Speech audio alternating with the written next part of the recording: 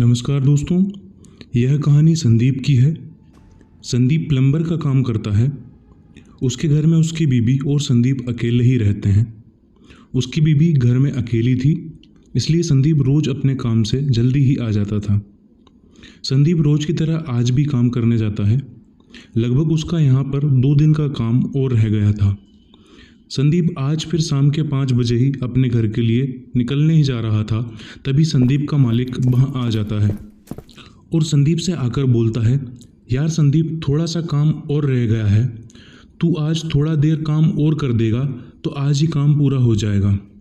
संदीप सारी बात सुनने के बाद बोलता है, नहीं सर, मेरे घर मेरी बीवी अकेले है और मेरा घर भी काफ़ी दूर है।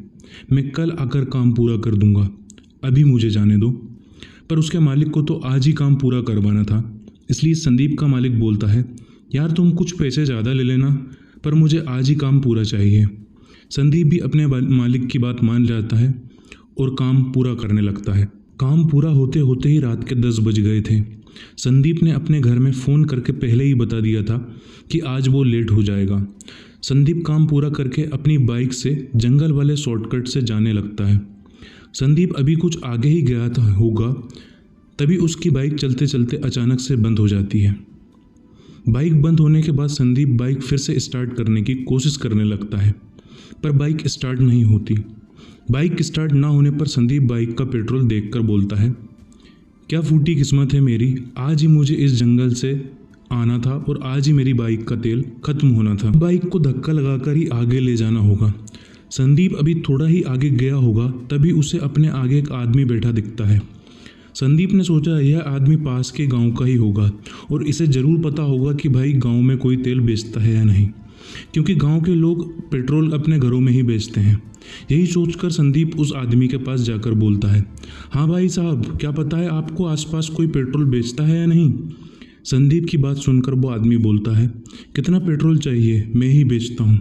संदीप ने कहा, 1 लीटर दे दो। संदीप उस आदमी से पेट्रोल लेकर अपनी बाइक में डालकर बाइक स्टार्ट करके अपने घर की ओर चल देता है। अभी संदीप 1 किलोमीटर आगे ही गया होगा, तभी उसकी बाइक फिर से बंद हो जाती है। फिर संदीप बाइक फिर से स्टार्ट करने की कोशिश करता है, पर बाइक स्टार्ट नहीं हो रही होती है। फिर थक हार कर संदीप ने फिर से अपनी बाइक का पेट्रोल देखा तो उसे अपनी आंखों पर विश्वास नहीं हो रहा था, क्योंकि अभी थोड़ी देर पहले ही संदीप ने अपनी गाड़ी में 1 लीटर तेल डाला था, पर अब उसकी गाड़ी में एक बूंद भी पेट्रोल नहीं था। वैसे उसकी बाइक 40 का एवरेज देती थी और यही सब संदीप सोच रहा था। तभी उसकी नज़र उसी आदमी पर पड़ी जिससे अभी थोड़ी देर पहले संदीप ने पेट्रोल खरीदा था। संदीप अपने मन ही मन में सोचता है, अभी थोड़ी देर पहले 1 किलोमीटर पहले ये आदमी बैठा था, अब इतनी जल्दी यहाँ कैसे आ गया। संदीप यही सब सोच रहा था, तभी वो आदमी संदीप से बोलता है, कितना पेट्रोल चाहिए भाई साहब। संदीप को उसकी बात सुनकर बड़ी ही हैरानी होती है और वो ये सोचता है कि इसको कैसे पता चला कि बाइक का तेल यहाँ पर ही आकर ख़त्म होगा और इतनी जल्दी ये यहाँ आया कैसे। और इस बार संदीप उस आदमी पर शक करते हुए पूछता है, तुम इतनी जल्दी यहाँ आए कैसे और तुम्हें कैसे पता चला कि मेरी बाइक का तेल यहीं पर ख़त्म होगा। संदीप की बात सुनकर वो आदमी मुस्कुराते हुए बोलता है, मुझे सब पता है, चलो यह छोड़ो, बताओ तुम्हें पेट्रोल कितना चाहिए। संदीप को उस आदमी की बात बड़ी ही अजीब लगती है और उसे घर जाने में भी देरी हो रही थी, इसलिए वो ज़्यादा ना सोचते हुए इस बार उस आदमी से 4 लीटर पेट्रोल ले लेता है और अपनी बाइक में डालकर अपनी बाइक स्टार्ट करता है और घर की ओर जाने लगता है। इस बार भी संदीप की बाइक लगभग 1 किलोमीटर ही गई होगी, तभी उसकी बाइक एक बार फिर बंद हो जाती है। संदीप सोच ही रहा था कि उसके साथ ये क्या हो रहा है, तभी उसे एक आवाज़ आती है, पेट्रोल चाहिए क्या भाई साहब।